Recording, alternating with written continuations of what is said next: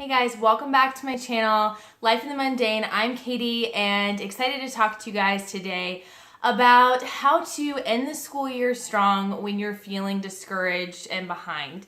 You know, homeschooling is up and down. Some years are fantastic, other years are super rough, and it's just gonna happen. At one point, you're gonna have a homeschool year where you're just not quite getting to the schedule the way you had hoped to. So today we're gonna be talking about how you can finish that year strong, how we can go about doing this in a way that we can have realistic expectations, not burn our kids out, and make sure they're covering the material that they need to cover by the end of the year. So let's get started. So first off, I just want to say I post videos every Wednesday and Saturday on making the most of the little moments in homeschooling, home management, parenting, and everything in between. And so if those are topics that interest you, this is just sort of a sampling of what I have to offer. And if those are topics that interest you, I'd love if you would take a second to just quickly subscribe to my channel. Like I said, today we're talking about how to finish that year out strong. I don't know about you guys, but it has been a rough year for us here. With moving, as you guys know, if you've been watching my channel for a while, with our big move, with home renovation stuff, it's just been really hard to get as far as we had hoped to get. So today we're going to be talking about sort of three things you can do, 3 steps that you can do to really finish it out strong. So the first step is to evaluate where you are. Sit down, take a little bit of time. I know it feels like you don't have any time to stop because you're behind, but take some time to stop. Just take an entire day or a weekend or whatever you need to look through all of your curriculum, figure out where you're at, where do you need to be at. Think about realistic timetable. Sometimes I see people say, set a date and stick to it. And I think that there is something to that to some extent, but in a lot of ways, I think that can be a fault because we can set a date and say we will be done by, the last day in May. But the problem comes in is that your kids actually need to absorb this information.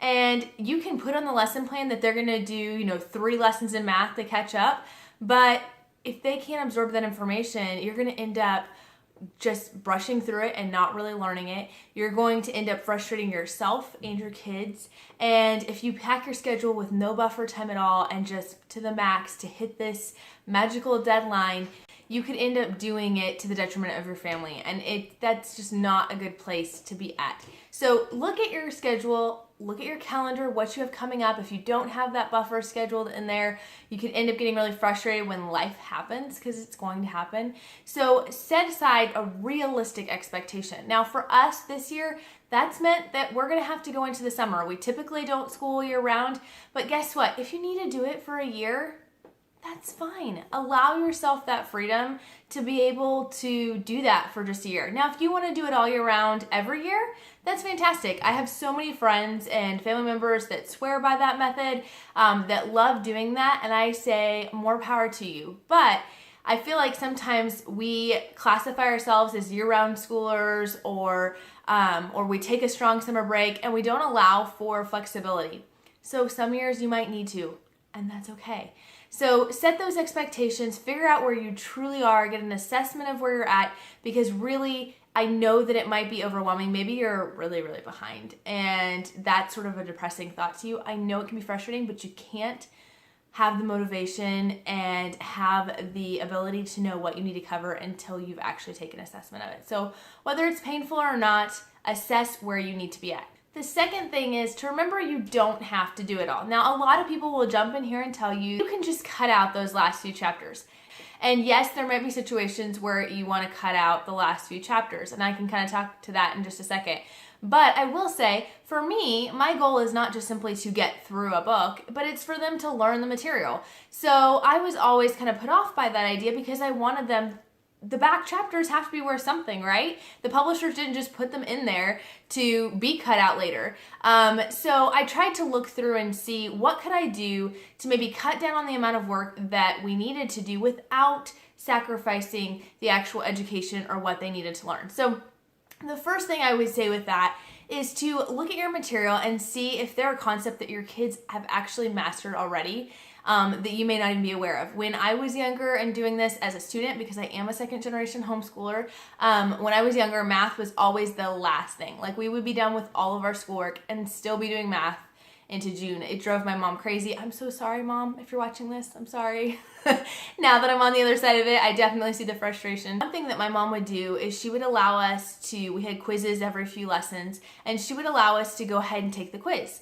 If we got, I think it was like a 95 or above, it might have just been an A, but if we had gotten a 95 or above, then we could just move on to the next section, and we could skip it because we obviously had the skills needed to keep going. Now, if we didn't get a 95 on that quiz, no sweat, no worry, no stress. We just went back and did those lessons. But it kind of helped us fine-tune where we needed to work and where we needed to spend that time, since the time was precious at this point. So that's one option. Another option is for math, or again, other subjects like this, when there's a lot of problems to practice, just consider doing the odd problems or the even problems, giving yourself still plenty of selection, giving yourself plenty of practice, but not having to go through every single thing. The same is true for your books. Now, you know, your read alouds, you can't cut out chapters or paragraphs out of a read aloud, but for your science, we use Apology of Science and we love it, but these books are geared toward 3rd through 6th grade.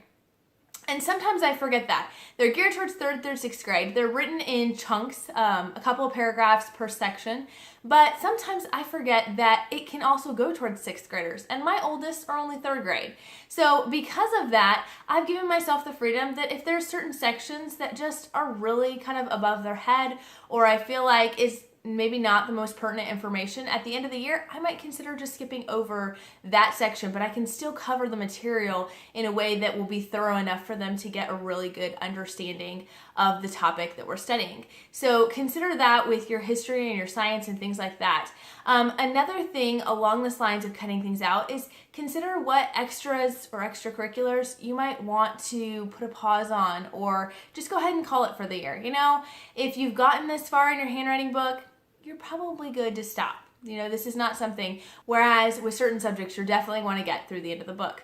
Another thing when it comes to focusing on what do you really have to get done, it's easy in history and science, especially, not that this doesn't apply to other cases, but especially in history and science, it's easy to get so involved in trying to do all these extra science experiments and these projects that we kind of can end up putting it off because it's just too much. So one thing I would say about that is maybe consider just scaling back and just reading the text through the end of the book.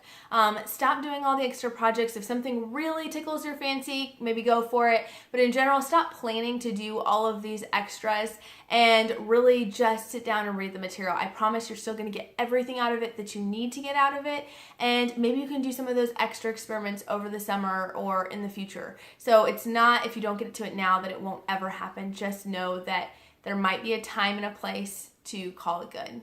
Another thing about math that is always important to remember, oftentimes a new math book for the next year is going to start with 3 to 5 chapters or 3 to 5 lessons of review over what happened last year. So for us, our math curriculum, the math lessons for a living education that we use for our little ones, that one, the last few chapters are review also. So I sometimes will forego the review at the end of the year to do the review at the beginning of the year. Just make sure that if you're doing that, you're doing the review on one end or the other. So maybe if you do it all the way to the end of the year, you just want to skip it at the beginning of the year and get into the new stuff. Whatever it is, just consider those options. So just consider, what do I actually need to get done? But remember, we don't want to sacrifice the quality of education we're giving our kid, and we don't want to sacrifice our sanity in the process of trying to get things done. So assess where you're at, see what you actually need to do. And then the third thing is motivation, motivation, motivation.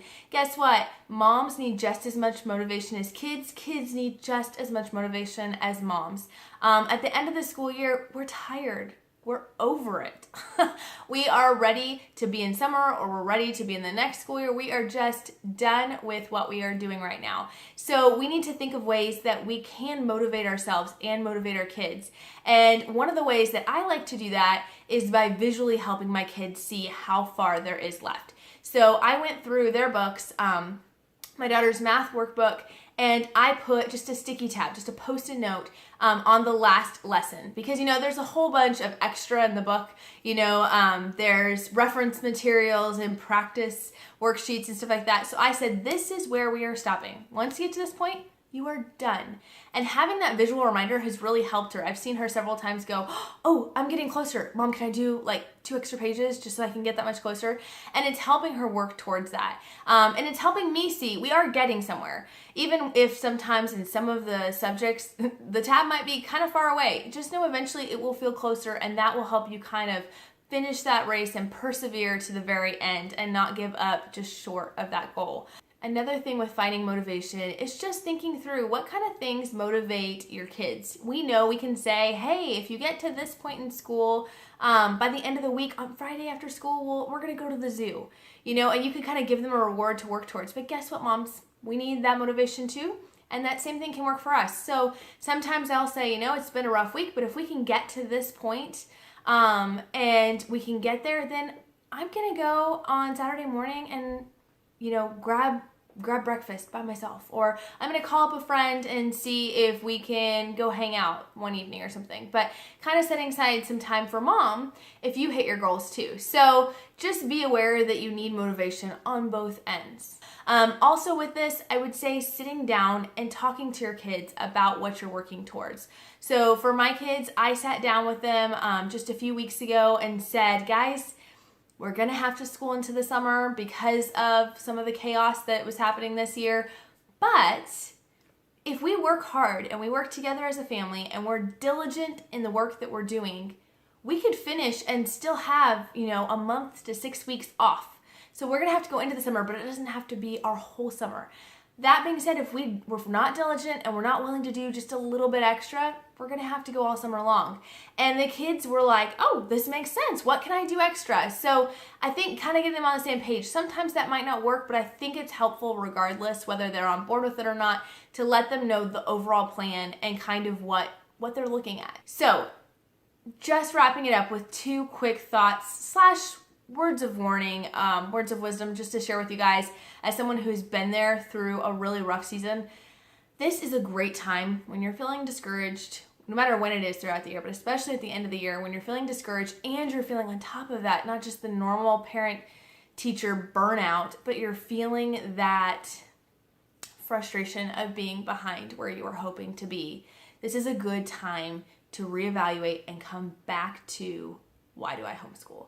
If you guys have watched my other videos, I recommend you actually physically write out, print, and post in your house why you homeschool. For us, we have 10 kind of top reasons. There are lots of reasons why we homeschool, but we have 10 top reasons of why we homeschool, and we have that posted several different places in our home.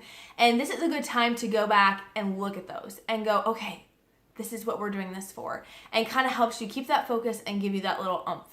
The second thing that I would just kind of caution you in is, at least for me, maybe not for everybody, but at least for me, I'm a planner. And so I can get so excited and so involved and so wrapped up in planning for next year at this point that I kind of lose the momentum to keep going on this year. And so one thing I've had to do is just know myself and know my weaknesses when it comes to this. Maybe you're someone who doesn't plan at all and you do need to start thinking about it sooner. That's fine. But for those of us who can get so busy thinking the grass is greener on the other side and it'll all be better next year, if we could just call it a day on this year, we can redeem ourselves next year. I would just encourage you to set some boundaries for yourself. So for me, I have set boundaries that, aside from, 1 or 2 little things that do have to be decided, like co-ops and things like that, ahead of time, I've decided I'm not doing any planning for next year until I can really truly get done with this year. And I'm not going to be making big purchases on curriculum and stuff like that. And that's killing me inside. But guess what? That's also motivation for me to continue to get things done. So just don't get too caught up on what's coming and lose focus of what's right in front of you. I hope these tips have been helpful. I would love to know what you guys do to just make the year go and stronger when you are feeling behind. Are you feeling behind? Tell me, is this a good year for you guys for homeschooling, or have you felt like it's been a year with a lot of struggles? Just know you are not alone if that is the case. And drop your comments below. I would love to chit chat with you guys about how the year is going. Can't wait to talk to you guys later. Bye.